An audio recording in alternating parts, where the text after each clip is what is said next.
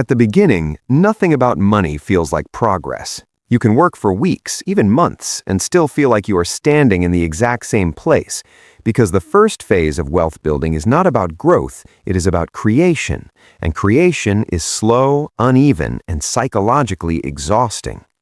Imagine starting from zero. Every dollar you save is not multiplying, it is replacing absence. You are not earning returns yet, you are building a base, and that base does not reward you with visible feedback. This is what makes the first $5,000 feel disproportionately difficult compared to everything that comes after it, because there is no system working for you yet, only effort. This phase is what we can call the 0 to 1 problem. In mathematical systems, going from 0 to 1 is fundamentally different from going from 1 to 2. 0 has no momentum, no structure, no compounding, and no reinforcement. 1, however small, changes the system entirely because it introduces something that can now interact, grow, and scale. When you are below that first threshold, every expense feels heavy because it directly subtracts from your progress. There is no buffer, no protection, no margin for error.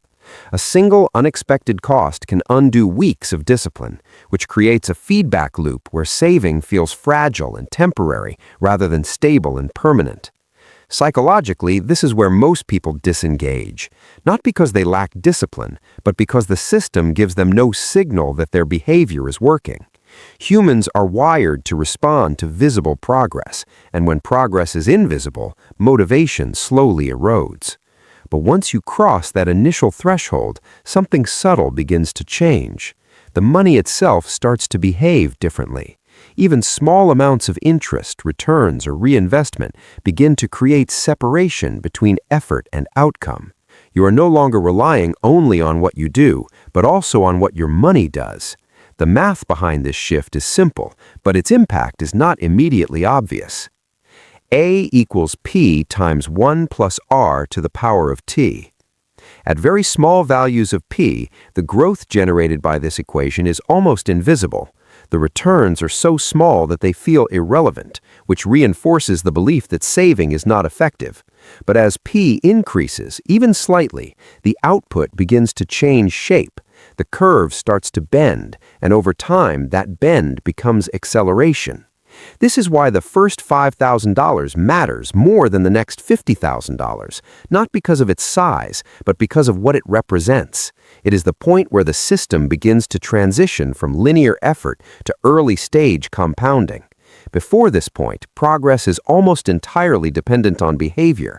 After this point, behavior is still important, but it is no longer the only driver. There is also a structural shift that happens here. With even a small financial base, your decisions start to carry different consequences. You can absorb minor shocks without resetting to zero. You can delay gratification without feeling immediate pressure. You can think in terms of months or years instead of days. This shift is not dramatic, and that is why it often goes unnoticed. There is no clear moment where everything suddenly feels different. Instead, the system quietly becomes more stable, more forgiving, and slightly more responsive to your actions. From a broader perspective, this explains why wealth building feels uneven across time. The early stage is dominated by resistance, friction, and slow accumulation, while later stages appear smoother and more efficient. It is not that the process becomes easier in absolute terms, but that the system itself starts to assist you. Understanding this changes how you interpret slow progress.